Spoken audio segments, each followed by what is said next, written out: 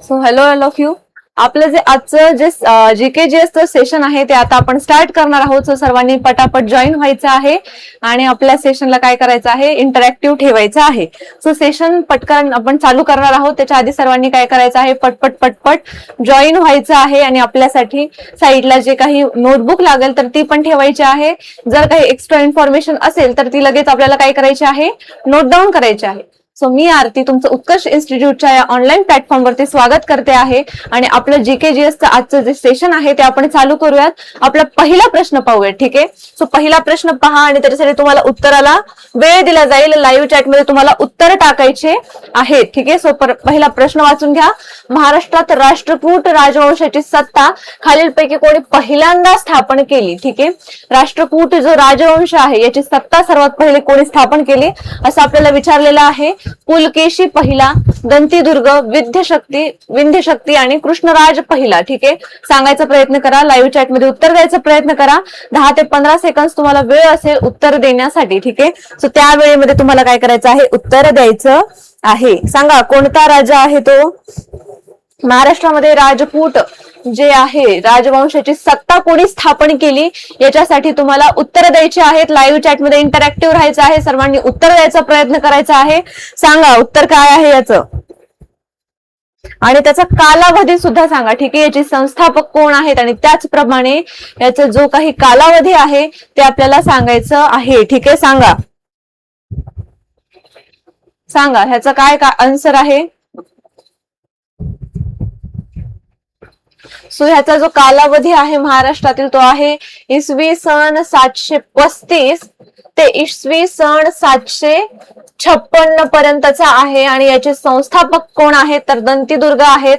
महाराष्ट्रात राष्ट्रकूट राजवंशांची जी स्थापना आहे ती दंतीदुर्ग या राजांनी केलेली आहे. इसवी सन 775 ते 756 हा त्याचा कालावधी आहे. ठीक आहे.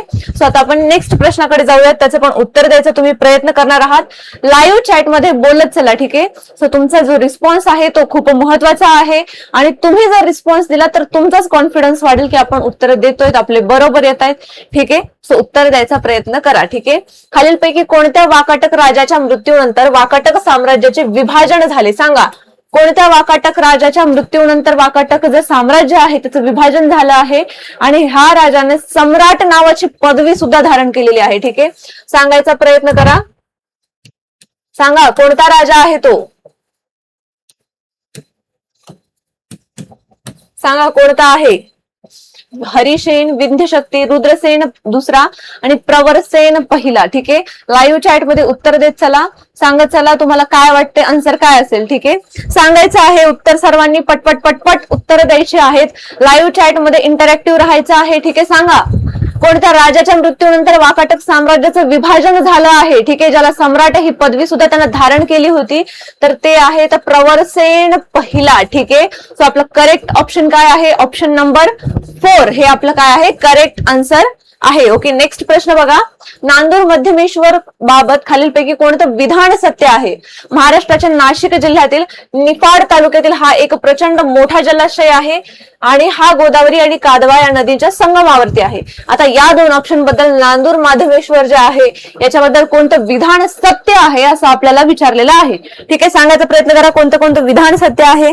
काय वाटतं तुम्हाला कोणतं स्थळ आहे, कोणतं जो विधान आहे ते सत्य आहे? सांगा पटपट. लाईव्ह चॅट मध्ये टाकत चला.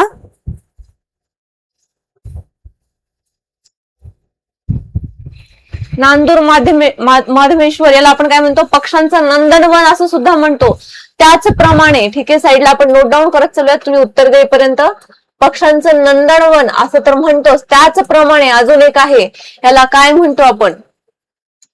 सांगायचा प्रयत्न करा आणि प्रश्नाचं उत्तर लाईव्ह चॅट मध्ये टाकत चला. सांगा पक्ष्यांचं नंदनवन. त्याचबरोबर जर पहिलं रामसर स्थळ जर तुम्हाला विचारलं किंवा पहिलं रामसर ठिकाण जर विचारलं तर ते कोणतं आहे? नांदूर माधवेश्वर. ठीक आहे. आता हे दोन ऑप्शन बघा.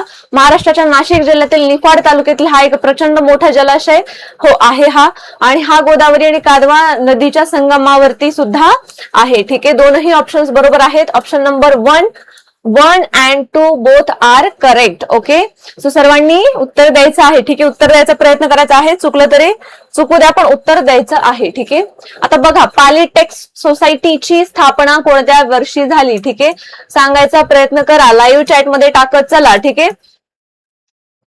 पाली टेक्स्ट सोसायटी बद्दल आपल्याला विचारलेलं आहे, सांगायची स्थापना कधी झाली असं आपल्याला विचारलेलं आहे.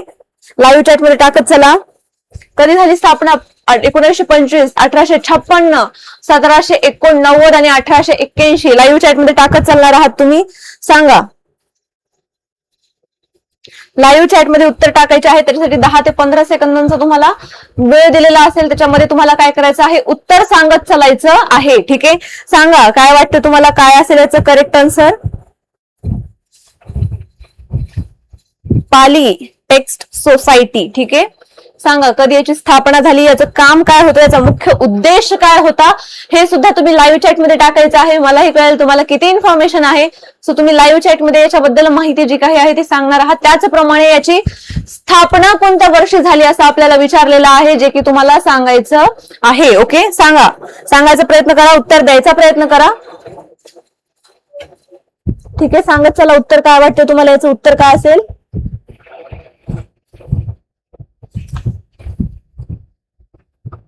सांगा, उत्तर देत चला. सो याचं जे काही काम आहे, जे काही पाली भाषेतील बौद्ध ग्रंथ आहेत, याचं ट्रान्सलेशन करणं असेल, इंग्रजीमध्ये ट्रान्सलेशन करणं असेल, किंवा त्याला काही संपादित करणं असेल, एडिट करणं असेल, आणि बौद्ध जो धर्म आहे त्याचा जगभर प्रसार करण्याचा मुख्य उद्देश याचा होता. आणि याची स्थापना झालेली आहे 1881 मध्ये. ठीक आहे, कधी झालेली आहे याची स्थापना? 1881 मध्ये. कुठे झालेली आहे? तर लंडन मध्ये झालेली आहे. ठीक आहे, लंडन मध्ये झाली. कोणी केली याची स्थापना? सांगा, लाईव्ह चॅट मध्ये सांगत चला, कोणी स्थापना केली? पाली टेक्स्ट सोसायटीची स्थापना कोणी केली सांगायचं आहे. Thomas Williams rice David. ठीक आहे, डेव्हिड इथे साईडला आपण नोट डाऊन करूयात. ठीक आहे, थॉमस डेव्हिड म्हणून लिहूयात, इतकं मोठं लिहिण्यापेक्षा. ठीक आहे,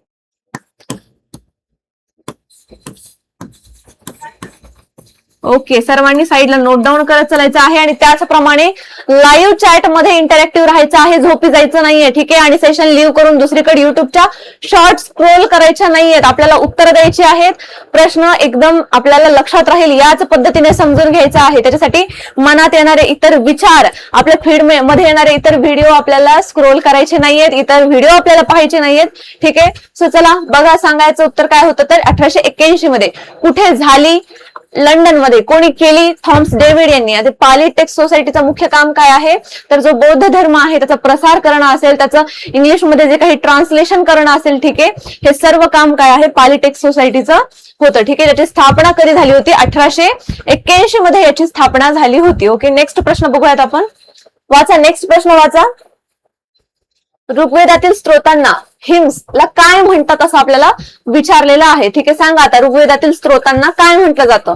सूर, सोम, सुतक आणि सुक्त. ठीक आहे, सांगायचा प्रयत्न करा आणि ह्याचं उत्तर तुम्ही सगळे देऊ शकता. मला विश्वास आहे तुमच्यावरती. ठीक आहे, याचं उत्तर द्यायचा प्रयत्न करा.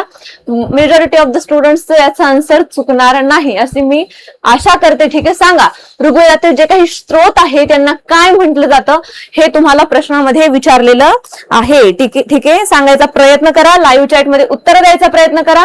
ठीक आहे, सांगा काय वाटतं उत्तर काय असेल याचं?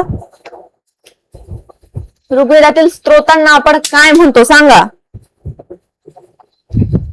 जे काही हे ऋग्वेदातील स्त्रोत आहेत याचा जो अर्थ होतो तो म्हणजे काय तर चांगलं बोलणं किंवा जे काही चांगलं आचरण करणं याचा काय होतो अर्थ होतो. ठीक आहे, जे काही सुंदर वचन असेल याचा असा अर्थ होतो स्त्रोतांचा. आणि यांनाच काय म्हटलं जातं असं आपल्याला विचारलेलं आहे. ठीक आहे, आता ऋग्वेदामध्ये टोटल आहेत 10 मंडले. ठीक आहे, आणि या 10 मंडलामध्ये आहेत 1028 स्त्रोत, म्हणजेच काय त्याला आपण म्हणतो सुक्त. ऑप्शन नंबर 4 1028 काय आहे याच्यामध्ये सुक्त आहेत. ठीक आहे, सर्वांनी हे नोट डाऊन करायचं आहे. जे काही ऋग्वेदातील स्त्रोत आहेत त्यांना आपण सुक्त म्हणत असतो. एकूण ऋग्वेदामध्ये 10 मंडल आहेत आणि त्याच्यामध्ये 1028 काय आहेत सुक्त आपल्याला दिसून येतात. ओके, नेक्स्ट प्रश्नाकडे जाऊयात. बघा, जगातील सर्वात लांब महामार्ग बोगदा, अटल बोगदा, जो मनालीला लाहोल स्पिती व्हॅलीशी वर्षभर जोडतो त्याची लांबी किती आहे असं आपल्याला विचारलेलं आहे. ठीक आहे, आता बोगद्याची लांबी याच्यावरती आपल्याला प्रश्न आलेला आहे.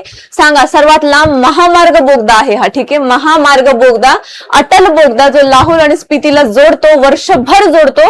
ठीक आहे, त्याची लांबी किती आहे असं आपल्याला विचारलेलं आहे. ठीक आहे, सांगा लाईव्ह चॅट मध्ये उत्तर देत चला, उत्तर सांगायचा प्रयत्न करा. सांगायचा प्रयत्न करा. ह्याची जी उंची आहे ती 10,000 फुटांपेक्षा पण जास्त उंचीवरील हा काय आहे, महामार्ग बोगदा आहे. आता याची आपल्याला लांबी विचारलेली आहे. जे रोहतांग आहे याच्या खालीच आपल्याला हा लेह स्पिती जे काही असेल, ठीक आहे, याच्याशी जोडणारा हा बोगदा आपल्याला दिसून येतो. ठीक आहे, सांगायचं आहे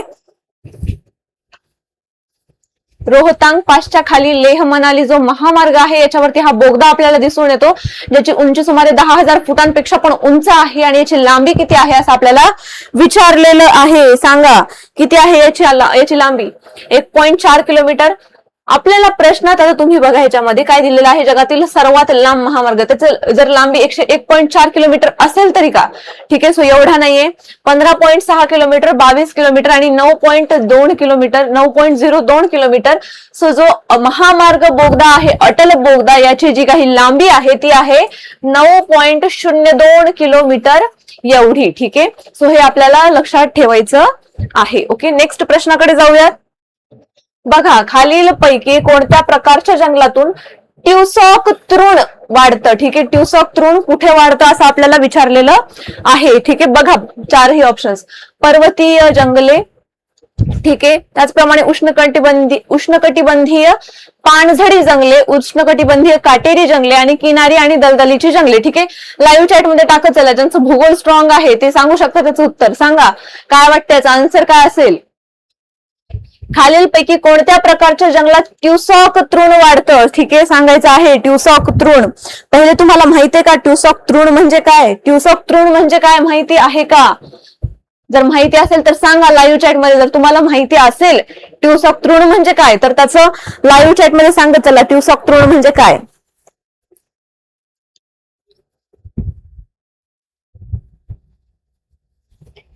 कमी पर्जन्यमानाचं जिथे ठिकाण असतं 70 सेमीपेक्षा पण कमी जिथे पर्जन्यमान पडतो तिथे आपल्याला ते आढळून येतात. ठीक आहे, त्याचप्रमाणे हे काय आहे तर एकाच ठिकाणी पुंजक्याच्या किंवा झुपक्याच्या स्वरूपात आपल्याला हे दिसून येतात. पण आपल्याला आता हे कुठे कोणत्या प्रकारच्या जंगलात दिसतात असं विचारलेलं आहे. तर सांगा कोणत्या प्रकारच्या जंगलात दिसतात. लाईव्ह चॅट मध्ये टाकत चला, उत्तर देत चला.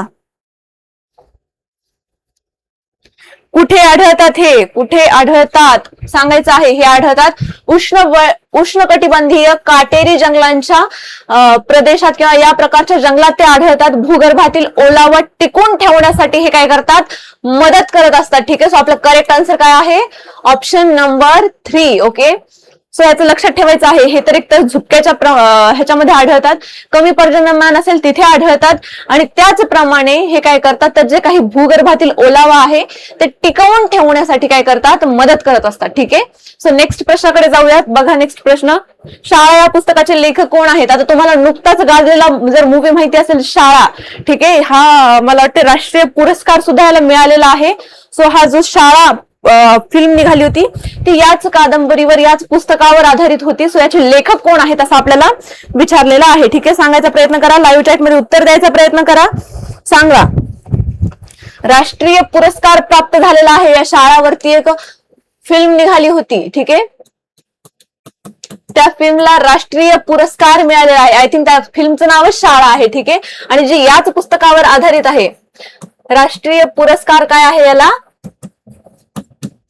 प्राप्त आहे. ठीक आहे, जे 90s चे मुलं होते, ठीक आहे, जे 90च्या ह्याच्यातील जे मुलं होते, ठीक आहे, 90च्या दशकातील जे लहान शालेय जीवन होतं, जे त्या काळातले जे काही स्टुडंट्स होते त्यांच्या जीवनावरती आधारित ही कादंबरी आहे. आणि याचं उत्तर तुम्हाला द्यायचं आहे. सांगा बघा, पु ल देशपांडे, मिलिंद बोकील आणि नामदेव ढसाळ आणि G.A. कुलकर्णी. सांगा लाईव्ह चॅट मध्ये उत्तर द्यायचा प्रयत्न करा, सांगायचा आन्सर. ठीक आहे, सांगायचं आहे. जे काही किशोरवयीन जे 90s चे मुलं होते त्यांचे जे काही मनोविश्व होतं, त्यांचं जे स्वतःचं एक विश्व होतं त्याच्यावर आधारित हा काय आहे त्यांचा जो काही फिल्म होता हो त्याच्यावरतीच आधारित आहे आणि हे सर्वच वर्णन जे आहे ते त्या कादंबरीमध्ये, त्या शाळा या पुस्तकामध्ये दिलेलं आहे. त्यांचं जे एक भाव विश्व होतं त्याच्याबद्दल जी सुंदर संकल्पना आहे ती या फिल्म मध्ये मांडलेली आहे. आणि हे पुस्तक, हे जे फिल्म आहे हे तुम्ही पाहायला पाहिजे. खूप मस्त फिल्म आहे ही. आपल्या पूर्ण ह्याला काय आहे, राष्ट्रीय पुरस्कार प्राप्त आहे. आणि हे या पुस्तकावर जे आधारित आहे ते पुस्तकाचे लेखक आहेत मिलिंद बोकील हे सर. ठीक आहे.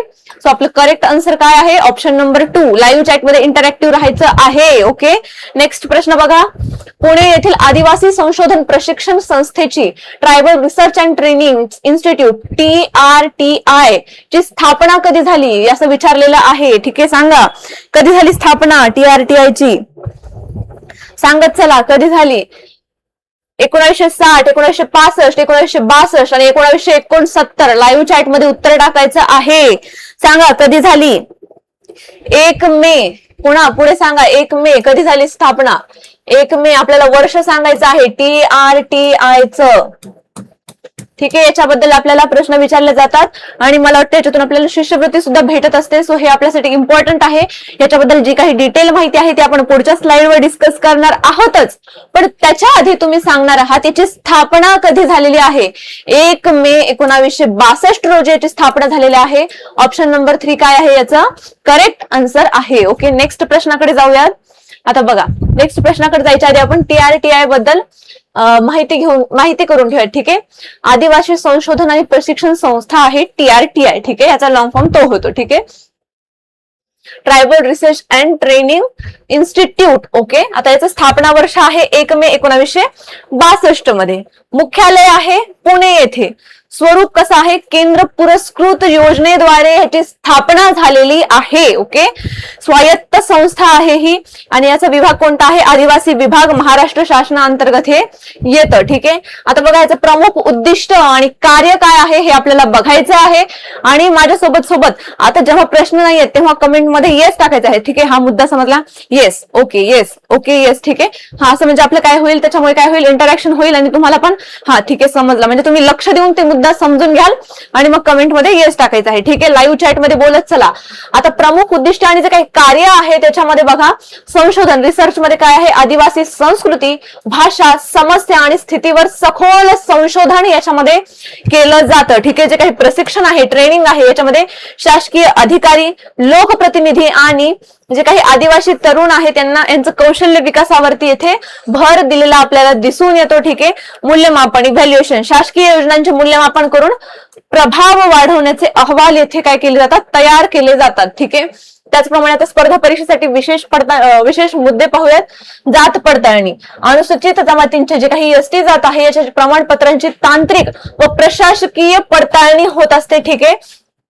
त्याचप्रमाणे आदिवासी संग्रहालय याच्यामध्ये काय आहे, ट्रायबल म्युझियम्स आहेत ज्याच्यामध्ये त्यांची जीवनशैली कशी आहे, त्यांच्या वेगळ्या वेगळ्या ज्या कला आहेत, वस्तूंचे जतन करणारे समृद्ध संग्रहालय आपल्याला इथे दिसून येतं. ठीक आहे. त्याचप्रमाणे स्पर्धा परीक्षेसाठी मोफत कोचिंग जी असेल म्हणजे ही एक प्रकारची आपल्याला शिष्यवृत्ती योजना सुद्धा म्हणू शकतो. UPSC MPSC बँकिंग साठी मोफत कोचिंग, विद्यावेतन म्हणजे स्टायपेंड आणि राहण्याची जी काही व्यवस्था आहे ती याच्या अंतर्गत केली जाते. कोणाची तर ट्रायबल्सची. ठीक आहे. आणि नियतकालिक प्रकाशन. ठीक आहे. संशोधन आणि ग्रंथ याच्यावरती अहवाल सुद्धा प्रकाशित केला जातो. Okay. So that's all about TRTI. ठीक आहे. आणि फायनल रिव्हिजनच्या वेळेस परत एकदा आपण ह्या स्लाइडवर येणार आहोत. ठीक आहे. नेक्स्ट प्रश्न बघूयात. बघा, बालविवाहाच्या बाबत गोपाळ गणेश आगरकर त्यांचे वर्तमानपत्र डॅश मध्ये परखडपणे मत मांडत असतात. ठीक आहे. सकाळ, लोकमत, सुधारक, केसरी. ठीक आहे. सांगायचं आहे उत्तर. लाईव्ह चॅट मध्ये द्यायचं आहे. ठीक आहे. पटपट उत्तर द्यायचा प्रयत्न करा. सांगा उत्तर याचं काय वाटतंय.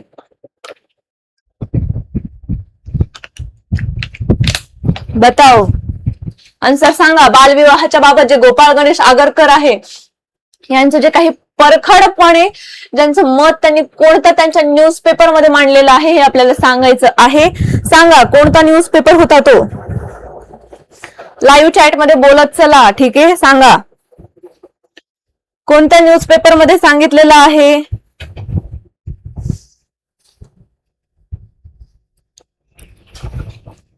तुम्हाला आता केसरी वाटू शकतं, पण केसरीमध्ये कधी त्यांचं 1887 मध्ये जेव्हा त्यांचे लोकमान्य टिळकांसोबत थोडेफार मतभेद झाले तेव्हा त्यांनी केसरी सोडून दिलं आणि 1888 आय थिंक 1888 मध्ये त्यांनी स्वतःचं वृत्तपत्र चालू केलं. ते वृत्तपत्र कोणतं आहे सांगा, लाईव्ह चॅट मध्ये सांगत चला. ठीक आहे, सांगा. सो त्यांनी 1887 मध्ये काय केलं, केसरी सोडून दिलं आणि नंतर त्यांनी स्वतःचं वृत्तपत्र चालू केलं 1888 मध्ये, ज्याचं नाव आहे सुधारक. या वृत्तपत्रामधून त्यांनी बालविवाहाला कडाडून विरोध केला आहे, स्त्री शिक्षणाचा पुरस्कार केला आहे. ठीक आहे, सो आपलं करेक्ट आन्सर काय आहे, सुधारक हे वृत्तपत्र आहे. ओके, नेक्स्ट प्रश्नाकडे जाऊया. बघा, खालीलपैकी कोणते अधातू खनिजांचे उदाहरण आहे सांगा. अधातू खनिज, अधातू खनिज कशाला म्हणतात सांगा, ज्याच्यापासून आपण धातूचा एखादा अंश सुद्धा मिळवू शकत नाहीत त्याला आपण म्हणत असतो धातू. आता बघा, तांबा, चुनखडी, प्लॅटिनम, बॉक्साईट. ठीक आहे, आता याच्यामध्ये जर तुम्ही पाहिलं नीट तर तांबा, प्लॅटिनम आणि जे बॉक्साईट आहे याच्यापासून आपण एक वेळ अल्युमिनियम मिळवू शकतो. ठीक आहे, पण जे चुनखडी आहे याच्यापासून आपण कोणताही धातू मिळवू शकत नाही. त्याच्यामुळे आपल्या अधातू खनिजांचं उदाहरण कोणतं आहे तर चुनखडी हे उदाहरण आहे. ओके, नेक्स्ट प्रश्नाकडे जाऊयात. बघा, ऑर्निथोलॉजी म्हणजे काय. ठीक आहे, आता मागच्या प्रश्नामध्ये मी तुम्हाला काउंटर क्वेश्चन विचारला होता. ठीक आहे, त्याचे आन्सर तर तुम्ही लाईव्ह चॅट मध्ये द्याच, पण ह्या पण प्रश्नामध्ये मी तुम्हाला काही क्वेश्चन्स विचारणार आहे. ठीक आहे, त्याचे सुद्धा तुम्हाला मला उत्तर द्यायचे आहे. ठीक आहे, पक्ष्यांचा अभ्यास, हाडांचा अभ्यास, पृथ्वीचा अभ्यास आणि यापैकी नाही. ठीक आहे, ऑर्निथोलॉजी म्हणजे काय असं आपल्याला विचारलेलं आहे. ठीक आहे, सांगा ऑर्निथोलॉजी म्हणजे काय, कशाची शाखा आहे ही, झुलॉजीची आहे की बॉटनीची आहे, सांगायचा प्रयत्न करा. लाईव्ह चॅट मध्ये बोलत चला, सांगा कशाची शाखा आहे. ऑर्निथोलॉजी ही एक झुलॉजीची शाखा आहे आणि याच्यामध्ये प्रामुख्याने कशाचा अभ्यास केला जातो, पक्ष्यांचा अभ्यास केला जातो. पक्ष्यांची जी काही रचना आहे, पक्ष्यांचा जिथे अधिवास होतो, पक्ष्यांच्या ज्या काही सवयी आहेत आणि पक्ष्यांचं जे काही त्यांचं उत्क्रांती असेल, या सर्वांचा एकत्रितपणे अभ्यास कशात केला जातो तर ऑर्निथोलॉजी मध्ये केला जातो पक्ष्यांचा अभ्यास. ओके, हाडांचा अभ्यास कशात केला जातो सांगा, लाईव्ह चॅट मध्ये टाकत चला. पृथ्वीचा अभ्यास कशात केला जातो सांगा, लाईव्ह चॅट मध्ये. ठीक आहे, आता ह्याच्यातला एक तुम्हाला मी काउंटर क्वेश्चन देते कारण की हा कधी आपल्या समोर आला नाही. पृथ्वीचा अभ्यास कशात करतात असं आपण विचारलेलं नाही. सो पृथ्वीचा अभ्यासाला काय म्हणतात हे तुम्हाला कमेंट मध्ये सांगायचं आहे. नंतर सर्च करून सांगा किंवा तुम्हाला जर माहिती असेल तर लगेच सांगा. ठीक आहे, सो आपल्याला तुम्हाला हा पहिला काउंटर क्वेश्चन आहे. त्याचप्रमाणे हाडांच्या अभ्यासाला काय म्हणतात, ऑस्टिओलॉजी. साईडला नोट डाऊन करत चला माझ्या सोबत. ठीक आहे, नोट डाऊन करत चला, उत्तर पण देत चला. ठीक आहे, नेक्स्ट प्रश्नाकडे आपण जाऊयात. बघा, वनस्पती किंवा प्राणी यांचे जे आरंभीचं वय असतं, स्टार्टिंगचं जे काही एज आहे ते शोधण्यासाठी कोणत्या कार्बन आयसोटोपचा वापर होतो.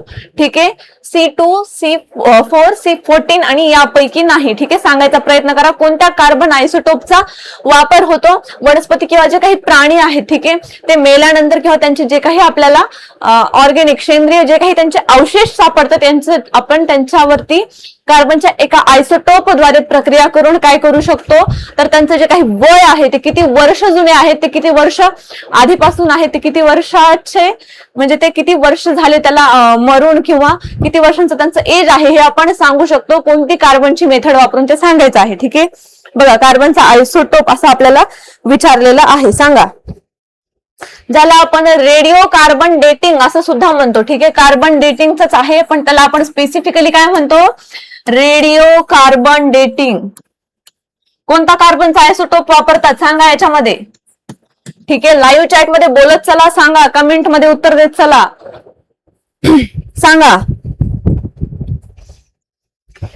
प्राणी किंवा जे काही सेंद्रिय अवशेष आहे त्यांचं अचूक वय सांगितलं जातं कार्बनच्या C14 या आयसोटोप मध्ये, ज्याला आपण कार्बन डेटिंगची प्रोसेस म्हणतो, ज्याला आपण काय म्हणतो, रेडिओ कार्बन डेटिंग. याच्याद्वारे आपण काय करू शकतो, अचूक वय सांगू शकतो. ओके, नेक्स्ट प्रश्नाकडे जाऊयात.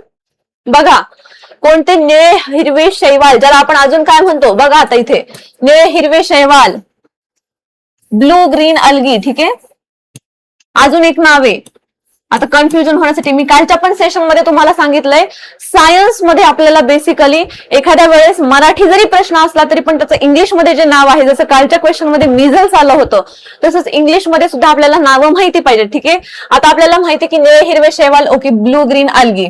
ठीक आहे, ब्लू ग्रीन अल्गी हे तर याचं नाव आहेच, त्याचप्रमाणे अजून एक नाव आहे.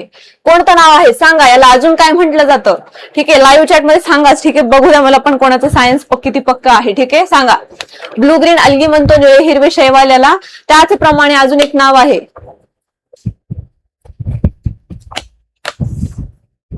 सांगा. निळे हिरवे शैवाल याला अजून काय म्हणतो? ब्लू ग्रीन अल्गी सोबतच याला अजून एक नाव आहे सायनोबॅक्टेरिया. ठीक आहे, सायनोबॅक्टेरिया आलं, ब्लू ग्रीन अल्गी आलं, निळे हिरवे शैवाल आलं, तीनही एकच आहे. ठीक आहे, सो याचे जे काही वातावरणातील नत्र वायूचे स्थिरीकरण आहे, नायट्रोजन फिक्सेशन म्हणूयात आपण त्याला. ठीक आहे, सो जे काही आहे नत्र वायूचे स्थिरीकरण करतो व भात शेताची सुपीकता वाढवतो. सो तो कोणता आहे? ठीक आहे, कोणता जो सायनोबॅक्टेरिया आहे तो हे सगळं करतो. ठीक आहे, कुकॉकस, सिओकॅप्सा, नॉस्टॉक आणि केमिओसायफॉन. ठीक आहे, आता हे सायन्सचे नावच असे, त्याला आपण बदलू शकत नाही, सो आपल्याला तसेच लक्ष ठेवणं आहे. ठीक आहे, आता याच्यामध्ये आपल्याला बघायचं आहे कोणतं नत्र स्थिरीकरणामध्ये वाढ करतं, म्हणजे नत्र स्थिरीकरण करतं. ठीक आहे, आणि त्याचप्रमाणे भात शेताची जी सुपीकता आहे ती वाढवतो. ठीक आहे, सांगायचा प्रयत्न करा, लाईव्ह चॅट मध्ये उत्तर द्यायचा प्रयत्न करा, सांगा. हे काय करतात? हे जो ब्लू ग्रीन अल्गी आहे, जो हवेतील जो मोकळा नायट्रोजन आहे ते मोकळा नायट्रोजन शोषून घेतात आणि जमिनीमध्ये त्याला काय करतात? स्थिर करत असतात, जमिनीमध्ये त्याचं स्थिरीकरण करत असतात. ठीक आहे, जमिनीमध्ये त्याला स्थिर करण्याची क्षमता या ब्लू ग्रीन अल्गी मध्ये असते. कोणता आहे सांगा, लाईव्ह चॅट मध्ये उत्तर द्यायचा प्रयत्न करा, सांगा कोणतं वाटतं आन्सर.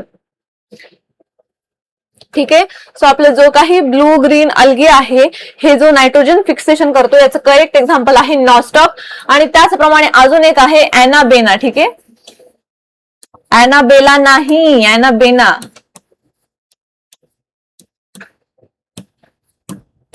ठीक आहे, हे दोन आपल्याला काय करायचे आहेत? लक्षात ठेवायचे आहेत. अॅनाबेला नाही, अॅनाबेना आहे. ठीक आहे, हे दोन ब्लू ग्रीन अल्गी असे आहेत जे काय करतात? नायट्रोजन फिक्सेशन करतात, भात शेतासाठी जमिनीची सुपीकता वाढवतात. यांनाच आपण नैसर्गिक खत ह्याच्यासाठी सुद्धा हे काय आहेत? फेमस आहेत, आणि हे नैसर्गिक खत म्हणून सुद्धा काम करतात. म्हणजेच काय तर ह्या भात शेताची जी काही सुपीकता आहे ती वाढवतात. ओके, नेक्स्ट प्रश्नाकडे जाऊयात.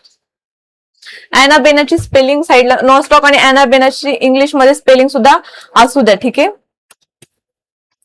नॉस्टॉक आणि अॅनाबेना. ठीक आहे, नेक्स्ट प्रश्नाकडे जाऊयात.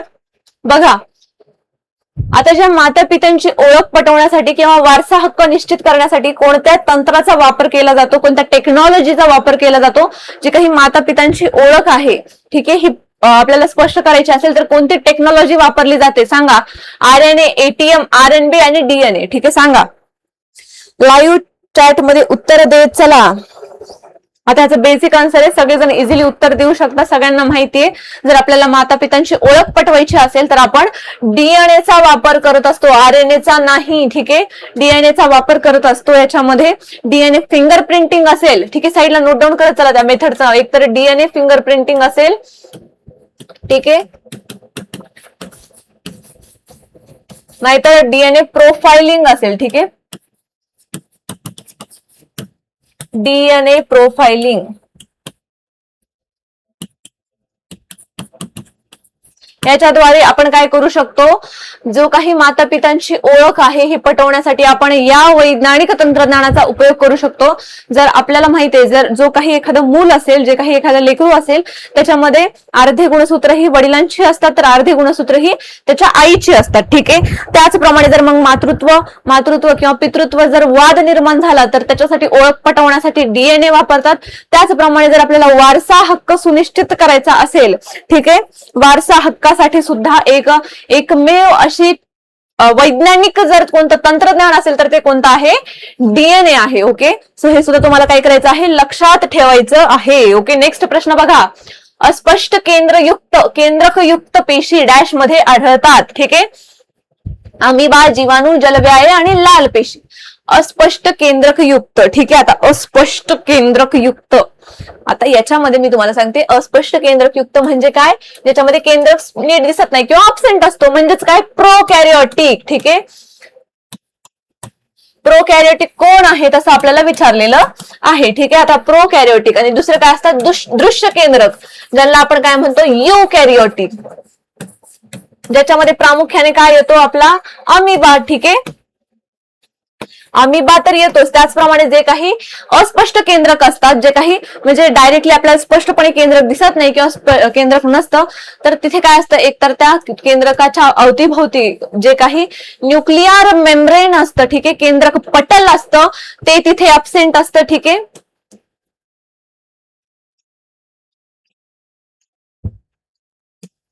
आणि जे आपला डीएनए आहे तो पण नसतो, तो आपला समजा म्हणता येईल की पेशीमध्ये असा पेशी द्रव्यामध्ये तो मोकळा असतो. ठीक आहे, पण युकॅरियोटिक मध्ये प्रॉपर न्यूक्लिअर मेम्ब्रेन असतं. ठीक आहे, त्याचप्रमाणे यांच्यामध्ये या न्यूक्लियस मध्ये काय असतो, डीएनए असतो, प्रॉपर सर्व गोष्टी याच्यामध्ये अरेंज्ड असतात. याच्या न्यूक्लियस मध्ये याच्यामध्ये न्यूक्लियस नसतो. सो जो आपल्याला न्यूक्लियस नसतो किंवा जो अस्पष्ट असतो, या पेशींना काय म्हणतो आपण, जीवाणू किंवा बॅक्टेरियल जी काही पेशी असते त्याच्यामध्ये आपल्याला हे काय करतं, प्रामुख्याने दिसून येतं. ठीक आहे, बॅक्टेरिया असेल, सायनोबॅक्टेरिया असेल, मायकोप्लाझ्मा असेल, याच्यामध्ये आपल्याला अस्पष्ट केंद्रक युक्त पेशी दिसून येतात. ओके, नेक्स्ट प्रश्नाकडे जाऊयात. बघा, कोणता सस्तन प्राणी अंडी घालतो, कांगारू, प्लॅटिपस, पेंग्विन आणि व्हेल. Whale sorry. ठीक आहे, सांगा लाईव्ह चॅट मध्ये बोलत चला, सांगा काय वाटते, काय असेल याचा आन्सर. जो काही आपला सस्तन प्राणी आहे, जो कोणते सस्तन प्राणी प्रामुख्याने अंडे घालतात का, तर नाही, ते डायरेक्टली पिलांना जन्म देतात. त्यांच्याकडे दूध देणाऱ्या ज्या काही मॅमरी ग्लँड्स असतात त्या असतात, त्याच्यामुळे त्यांना आपण सस्तन प्राणी म्हणतो. पण याच्यामध्ये सुद्धा एक गट असा आहे ज्याला आपण म्हणतो मोनोट्रीम्स. ठीक आहे, मोनोट्रीम्स हा एक जगातील अपवादात्मक सस्तन प्राण्यांचा गट आहे, ज्याच्यामध्ये ते अंडी घालतात, नंतर ते त्यांच्या पिलांना दूधही देतात, पण त्याच्या आधी ते जन्म देतात तेव्हा ते त्यांना अंडी घालून जन्म देतात. तर असा एकच गट आहे जो की अपवाद आहे, मोनोट्रीम्स ज्याला म्हणतो. आणि त्याच्यामध्ये कोण येतं हे आपल्याला सांगायचं आहे, कांगारू, प्लॅटिपस, पेंग्विन आणि व्हेल. ठीक आहे, कांगारू हा अपरिपक्व म्हणजे त्याची अर्धी डेव्हलपमेंट झाली असेल अशा पिलाला जन्म देतो, आणि नंतर तो त्याच्या पोटाची पुढची पिशवी असते त्याच्यामध्ये त्याची पुढची डेव्हलपमेंट होत असते. पण आपल्याला काय विचारलेलं आहे, मोनोट्रीम्स विचारलेला आहे, सस्तन प्राणी जो अंडी घालतो असं विचारलेलं आहे, कांगारू, प्लॅटिपस, पेंग्विन आणि व्हेल. सो ह्याचं करेक्ट आन्सर काय आहे, लाईव्ह चॅट मध्ये टाकत चला, सांगा याचा आन्सर काय वाटते. ठीक आहे, याचा आन्सर सांगायचा प्रयत्न करा, थोडा वेळ दिला जाईल तुम्हाला आन्सर सांगायला. याच्यामध्ये तुम्हाला काय करायचं आहे, आन्सर सांगायचं आहे. ठीक आहे, सांगा याचा आन्सर काय वाटते.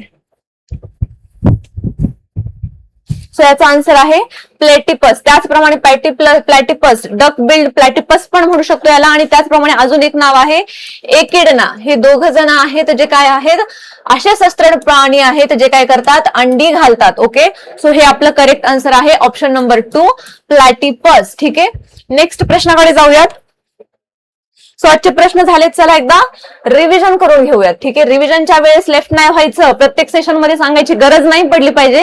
सो कोणी सुद्धा लेफ्ट होणार नाहीये, पूर्ण आपण रिव्हिजन करणार आहोत, आणि प्रत्येक क्वेश्चन नंतर समजलं आपलं रिव्हिजन झालं. ठीक आहे बाबा, प्रश्न सोडवला आपण पहिल्यांदा, नंतर रिव्हिजन पण केलं, तर प्रत्येक प्रश्नानंतर आपलं नेहमीप्रमाणे काय करायचं आहे, तुम्हाला येस कमेंट मध्ये टाकायचं आहे. ठीक आहे, आता बघा, महाराष्ट्रात राष्ट्रकूट राजवंशाची सत्ता कोणी पहिल्यांदा स्थापन केली, तर दंतीदुर्ग राजाने स्थापन केली. ओके, नेक्स्ट प्रश्न बघा, वाकाटक राजाच्या मृत्यूनंतर वाकाटक साम्राज्याचे जे काही विभाजन आहे ते झालं कोणत्या वाकाटक राजाच्या मृत्यूनंतर झालं, तर प्रवरसेन पहिला, ज्याच्याकडे कोणती पदवी होती, त्याने सम्राट ही पदवी काय केली होती, धारण केलेली होती. ओके, नांदूर माधवेश्वर पहिलं रामस्थळ ठिकाण, पक्ष्यांचं नंदनवन, याच्याबद्दल आपल्याला विधान बरोबर ओळखायचं आहे. महाराष्ट्राच्या नाशिक जिल्ह्यातील निफाड तालुक्यातील प्रचंड मोठा जलाशय आहे, तर हे विधान बरोबर आहे. हा गोदावरी आणि कालवा नदीच्या संगमावर आहे, हे सुद्धा बरोबर आहे. ठीक आहे, तिथे एक पिकअप वेअर सुद्धा आहे. ठीक आहे, हे दोनही ऑप्शन्स काय आहेत, बरोबर आहेत. ओके, पॉलिटेक्स सोसायटीची स्थापना कोणत्या वर्षी झाली, तर 1881 मध्ये झाली, लंडन मध्ये झाली. थॉमस डेव्हिड यांनी केलेली आहे. बौद्ध धर्माचा प्रचार प्रसार याच्यामध्ये आपल्याला दिसून येतो. ठीक आहे, आणि त्याचं काही जे काही ग्रंथ आहेत त्यांचं ट्रान्सलेशन सुद्धा याच्यामध्ये केलेलं आपल्याला दिसून येतं इंग्रजी भाषेमध्ये. नेक्स्ट बघूयात.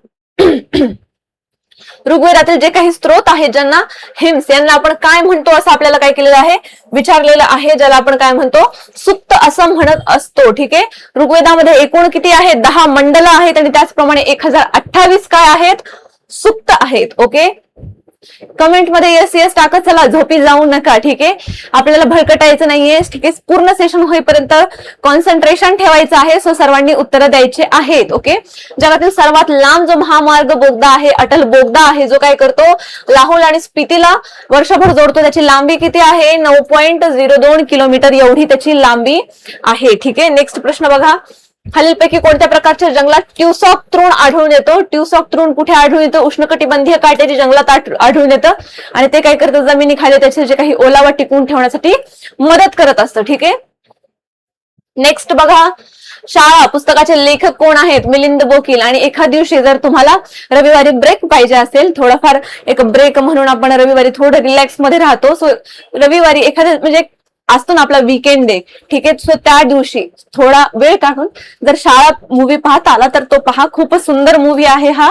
ठीक आहे, सो याचे जे काही या कादंबरीवरती आधारित आहे त्यांचे लेखक कोण आहेत, मिलिंद बोकील हे लेखक आहेत. ओके, पुणे येथे जे काही आदिवासी संशोधन आणि प्रशिक्षण जे काही केंद्र आहे, संस्था आहे, त्याची स्थापना कधी झाली, 1962. 1 मे 1962 रोजी TRTI ची स्थापना झाली. याच्याद्वारे आपल्याला काय मिळते, शिष्यवृत्ती सुद्धा मिळते. ठीक आहे, स्थापना मुख्यालय कुठे आहे, पुणेमध्ये आहे.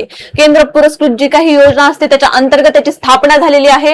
याच्यामध्ये संशोधन आहे, प्रशिक्षण आहे, मूल्यमापन आहे, जात पडताळणीसाठी पूर्ण तांत्रिक आणि प्रशासकीय पडताळणी याच्यामध्ये होताना दिसते. ठीक आहे, ह्यांचं जे काही ट्रायबल म्युझियम आहे, कला असतील, त्यांच्या ज्या काही त्यांच्या इतर जीवनशैलीबद्दल असतील, ज्या काही त्यांच्या वस्तू जतन असतील, ते सर्व आपल्याला इथं दिसून येतं. ठीक आहे, नेक्स्ट प्रश्न बघा.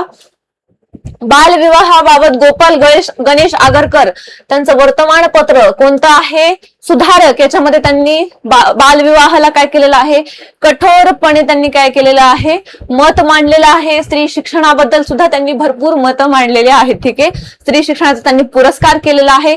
बालविवाहाला त्यांनी काय केलेलं आहे, विरोध केलेला आहे. ओके, नेक्स्ट प्रश्न बघा. अधातू खनिजांचे उदाहरण कोणतं आहे, चुनखडी आहे, कारण की त्याच्यापासून आपण एक अंश, धातूचा एक साधा अंश सुद्धा मिळवू शकत नाहीत, म्हणून ते काय आहे, अधातू आहे. अधातू खनिजाचं उदाहरण काय आहे, चुनखडी आहे. ओके, येस येस टाकत चला कमेंट मध्ये. ऑर्निथोलॉजी मध्ये काय आहे, तर पक्ष्यांचा अभ्यास केला जातो, जे की काय आहे, झूलॉजीची एक ब्रांच आहे, झूलॉजीची शाखा आहे. ठीक आहे, हाडांचा अभ्यास कशात केला जातो, ऑस्टिओलॉजी मध्ये. आजच्या सेशनचा पहिला काउंटर क्वेश्चन आहे, जो तुम्ही मला याचा आन्सर कॉमेंट बॉक्स मध्ये टाकणार आहात. पृथ्वीच्या अभ्यासाला काय म्हणतात. ठीक आहे, आता हे झाला प्रश्न. ठीक आहे, नेक्स्ट प्रश्न बघा. वनस्पती किंवा प्राणी यांचे जे काही आरंभीचं वय आहे, त्यांचं अचूक वय कशाद्वारे आपण सांगू शकतो, रेडिओ कार्बन डेटिंग किंवा C14 हे जे काही काय आहे, कार्बन 14 कार्बनचं जे काही आयसोटोप आहे, याच्याद्वारे आपण वनस्पती किंवा जे काही अवशेष आहेत त्यांचं अचूक वय सांगू शकतो. ओके, नेक्स्ट प्रश्न बघा. ब्लू ग्रीन अल्गी, सायनोबॅक्टेरिया, निळे हिरवे शैवाल. बघा, सो याच्यामध्ये जे काही वातावरणातलं जे नत्र वायूचं स्थिरीकरण आहे, नायट्रोजन फिक्सेशन आहे, आणि त्याचप्रमाणे जी भात शेताची जी काही सुपीकता आहे ते वाढवण्याचं काम कोण करतं, कोणतं ब्लू ग्रीन अल्गी करतं, तर नॉस्टॉक आणि एनाबेना. ठीक आहे, लक्षात ठेवायचं आहे कायम. नेक्स्ट प्रश्न बघा. माता पित्यांची ओळख पटवण्यासाठी कोणती प्रोसेस आहे, कोणतं तंत्रज्ञान आहे, तर DNA आहे. DNA finger printing, DNA profile. वारसा हक्क जर निश्चित करायचा असेल, मातृत्व पितृत्वाचं जर काही त्याच्यामध्ये काय असेल, मातृत्व आणि पितृत्वाबद्दल वाद असेल. ठीक आहे, याच्याबद्दल सुद्धा त्याच्या आपण एकमेव विज्ञानातील ही टेक्नॉलॉजी आहे ज्याच्याद्वारे आपण त्याचे सर्वांचे काय आहेत निकष काढू शकतो. ओके, नेक्स्ट प्रश्न बघा, अस्पष्ट केंद्रकयुक्त पेशी प्रोकॅरियोटिक्स कशात आढळतात? जीवाणू, ठीक आहे, बॅक्टेरियामध्ये आढळतात. स्पष्ट न्यूक्लियस, स्पष्ट केंद्रक जर कशात आढळतो युकॅरियोटिक मध्ये तर ते काय आहे? अमिबा याचं उदाहरण आहे. ठीक आहे. नेक्स्ट बघा, कोणता सस्तन प्राणी अंडे घालतो? सो बेसिकली सस्तन प्राणी हे अंडी घालत नाहीत. जगातील सस्तन प्राणी अंडी घालण्यामध्ये एकच एक्सेप्शन आहे जो की मोनोट्रिम्स गटात येतात, ज्याचं नाव काय आहे? प्लॅटिपस आणि एकिडेना. ठीक आहे, हे सुद्धा आपल्याला काय करायचं आहे? लक्षात ठेवायचं आहे. ठीक आहे, आजचं सेशन एंडला आलेलं आहे. सर्वांनी सेशन मन लावून केलं असेल अशी अपेक्षा करते आणि सर्वांनी नोट्स काढल्या असेल अशी सुद्धा अपेक्षा करते आणि ह्या नोट्स सुद्धा तुम्हाला शेअर होतील. ठीक आहे, सो या नोट्स तर शेअर होतीलच, पण त्याचप्रमाणे तुम्हाला हे सेशन चांगल्या प्रकारे समजलं असेल, युजफुल वाटलं असेल तर आपल्या फ्रेंड सोबत शेअर करायचं आहे.